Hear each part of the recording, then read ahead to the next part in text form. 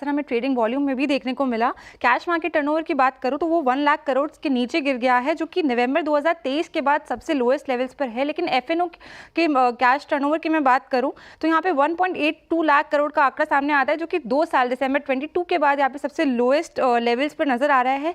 हमारे मार्केट ने जो हाई लगाया था सितंबर 2024 में लगाया था, वहाँ से अगर हम कंपैरिजन करें तो कैश का जो एवरेज टर्नओवर है कैश मार्केट का, वहाँ से हमें 25% की यहाँ पे गिरावट देखने को मिल रही है। 0.98 लाख करोड़ के आसपास फरवरी 2025 का आंकड़ा सामने आता है, यहाँ पे 25% की गिरावट देखने को मिल रही है। लेकिन एफएनओ टर्नओवर की अगर मैं बात करूँ तो यहाँ पे सितंबर के मुकाबले हमें 54% का डिक्लाइन देखने को मिला है। तो आखिर कारण क्या है, सभी इससे काफ़ी वाकिफ है। जियोपॉलिटिकल रिस्क और अनसर्टेनिटीज़ के कारण मार्केट में काफ़ी दबाव देखने को मिल रहा है। एफआईआईज़ की हेवी सेलिंग का असर भी इंडियन मार्केट्स पर देखने को मिल रहा है। इसके अलावा स्मॉल कैप और मिड कैप स्टॉक्स का जो गिरावट है उससे काफ़ी इन्वेस्टर सेंटिमेंट्स भी वीक होते नजर आए। उसके साथ साथ एफएनओ के जो रेगुलेशंस सेबी ने जारी करे थे नवंबर में, उसका भी हमें काफ़ी इम्पैक्ट एफएनओ की ट्रेडिंग वॉल्यूम पर नजर आया है। नवंबर में सेबी ने ये स्ट्रिक्ट रेगुलेशंस चालू करे थे, उससे कंपेयर करें तो नवंबर के मुकाबले फरवरी का जो ट्रेडिंग का आंकड़ा सामने आता है वो 46% डिक्लाइन दिख रहा है। जनवरी में भी 43% का डिक्लाइन वॉल्यूम्स में देखने को मिला। दिसंबर में भी 38% का डिक्लाइन देखने को मिला। तो ये सारे फैक्टर्स जो है, ये सारा इम्पैक्ट हमारी ट्रेडिंग वॉल्यूम पे डालते हुए यहाँ पे नजर आ रहे हैं। बिल्कुल, और तो होगा ही। खैर, वॉल्यूम तो गिरेंगे ही। जब मार्केट गिरेगा तो वॉल्यूम भी गिरेंगे, और शायद यहाँ से और भी गिरे वॉल्यूम। ये भी प्रॉब्लम, ये भी इशू हो सकता है। अच्छा, इसमें ना एक और चीज़ होती है श्रेया, मैं बताता हूँ आपको। इसमें सबसे ज़्यादा इंटरेस्टिंग होता है जब हम बजट बनाते हैं ना। जब सरकार ने बजट बनाया था तो पिछले साल एक नंबर रखा था एसटीटी का, एक नंबर रखा है एसटीटी का, और उससे 50-60 या 70% ज़्यादा कलेक्शन हो गई। मार्केट ऐसा था, सब ट्रेड कर रहे थे। अब आपको दिख गया कि इतना कलेक्शन हो गया।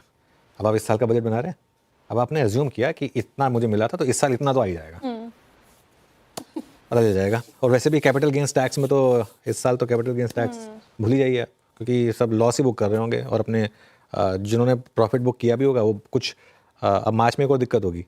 मार्च में लोग क्या करेंगे मैं बताता हूँ आपको। मार्च में लोग काफ़ी मिड कैप्स को वापस बेचेंगे और फिर अप्रैल में ले लेंगे उनको।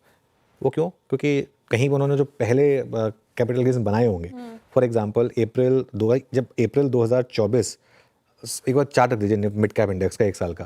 अप्रैल 2024 से जब मार्केट चल रहा था, अप्रैल से सितंबर तक तो लोगों ने भरपूर पैसा बनाया ही था। तब तक तो मार्केट अच्छी चली रही थी। तो उसमें जो उन्होंने प्रॉफिट्स बनाए होंगे, अब कुछ उन्होंने बुक भी करे होंगे, अब पिछले 3-4 महीने में काफ़ी लॉसेस भी हुए होंगे। तो मार्च में और कुछ नहीं होगा तो काफ़ी लोग सिर्फ अपने उस पुराने कैपिटल गेंस टैक्स को ऑफसेट करने के लिए मार्च में बेचेंगे। भारतीय बाजारों का मूड माहौल तो अभी तक सुधरता हुआ दिखाई नहीं दे रहा है, लेकिन आज महाशिवरात्रि की छुट्टी होने के कारण बाजार कल खुलता हुआ अब नजर आएगा। और ऐसा ही लग रहा है कि भारतीय बाजारों की तरफ से अभी भी कोई रिवर्सल के संकेत नहीं है, लेकिन बीच बीच में 1-2 ट्रेडिंग सेशन के लिए भारतीय बाजारों में रिवर्सल भी अच्छा आता हुआ दिखाई दे सकता है, क्योंकि ऑलरेडी ही बाजार ऊपरी लेवलों से 13 से 14% का करेक्शन दिखा चुका है। और यदि आगे भी करेक्शन आता है तो वो भारतीय बाजारों के लिए और रिटेल निवेशकों के लिए गोल्डन अपॉर्चुनिटी होगी, क्योंकि पिछले कई दिनों से भारतीय बाजारों में जिस प्रकार की सेलिंग का मूड माहौल चल रहा है, वो मूड माहौल बहुत ही बड़ा है और उसकी वजह से रिटेल निवेशकों को काफ़ी घाटा भी उठाना पड़ा है। एक तरह से देखें तो रिटेल निवेशकों की जो शेयर है वो करीब 40 से 50% नीचे आपको दिखाई दे जाएंगे, लेकिन इंडेक्स में मात्र 13 से 14% की गिरावट ऊपरी स्तरों से अभी देखने को मिल रही है, जबकि एफआईआईज की सेलिंग लगभग 2.5 लाख करोड़ से भी ज़्यादा की हो चुकी है। तो कुल मिला के देखें तो एफआईआईज का पूरा ध्यान जो है अभी तक भारतीय बाजारों पर नहीं है, उनका जो ध्यान है केवल सेलिंग पर है। और ये सेलिंग आज के करीब 8-9 महीने पहले से स्टार्ट हो चुकी थी, जब हम कई बार बातें भी करते थे कि एकदम से वॉलेटिलिटी का बढ़ना ये भारतीय बाजारों के लिए खतरा हो सकता है, लेकिन भारतीय बाजार फिर से ओवरबॉट जोन में गए। भारतीय बाजारों में ज़बरदस्त तेज़ी का मूड माहौल था और उन्हीं ऊपरी स्तरों से भारतीय बाजारों में जिस प्रकार के सेलिंग का मूड माहौल देखने को मिला है वो काफ़ी तगड़ा है।